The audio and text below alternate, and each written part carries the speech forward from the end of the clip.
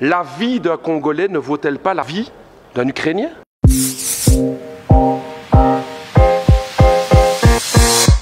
Madame la ministre des Affaires étrangères du Royaume de Belgique, je vous interpelle sur la situation dramatique du peuple congolais.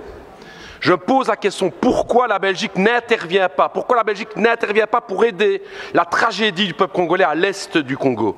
5,4 millions de morts, des centaines de milliers de déplacés, 1 million de réfugiés à Goma, et une responsabilité écrasante qui pointe du doigt le Rwanda présent à l'est du Congo avec son armée. Et que fait la Belgique? Rien. Rien. Comment est-ce possible? Quand la Russie envahit l'Ukraine, à juste titre, c'est la condamnation. Ce sont les sanctions, ce sont les livraisons d'armes à l'Ukraine, mais quand il s'agit de la République démocratique du Congo, rien. On n'aide pas. La vie d'un Congolais ne vaut-elle pas la vie d'un Ukrainien? La vie d'une Congolaise ne vaut pas la vie d'une Ukrainienne? C'est la question que tous les peuples d'Afrique se posent. Pourquoi ce deux poids, deux mesures? Qu'est-ce qui se passe dans la politique belge aujourd'hui? Alors je vais vous le dire, Madame la Ministre, non seulement la Belgique ne fait rien, non seulement les États-Unis ne font rien, mais je vais me dire plus.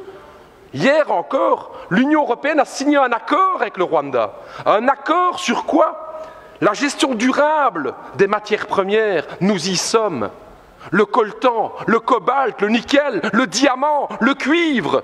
Voilà la raison pour laquelle la Belgique n'intervient pas. Business, c'est l'argent. C'est ce que mes amis congolais me disaient. J'ai travaillé 2 ans à Kinshasa. Et ils me disaient, Raoul, ce qui se passe en fait avec le Congo, c'est ça, c'est que notre sous-sol est plein de richesses et que l'Occident regarde pour se faire de l'argent. Parce que ce deal avec le Rwanda, soyons clairs, c'est pas du Rwanda que viennent les diamants, c'est pas du Rwanda que vient le cobalt et tout. Tout ça vient de l'Est du Congo. J'ai envie de dire à tous mes camarades congolais et à l'ensemble des peuples africains, on le voit aujourd'hui, les puissances occidentales ne pensent pas à votre bonheur, elles ne pensent qu'à une seule chose, c'est l'exploitation de votre sous-sol.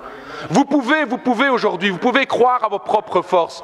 J'ai envie de dire, moi, au peuple congolais, pensez à cette pensée de Patrice Emery Lumumba, cette force du Congo, justement. Pensez à Kwame Nkrumah, justement, le panafricanisme qui doit être là. Pensez à Thomas Sankara, qui disait clairement, effectivement, que les peuples africains peuvent prendre leur destinée en main. Ne comptez pas sur les gouvernements occidentaux pour vous soutenir, mais par contre, les peuples d'Europe sont à vos côtés, les peuples africains, pour vos combats, pour une vraie indépendance économique et démocratique.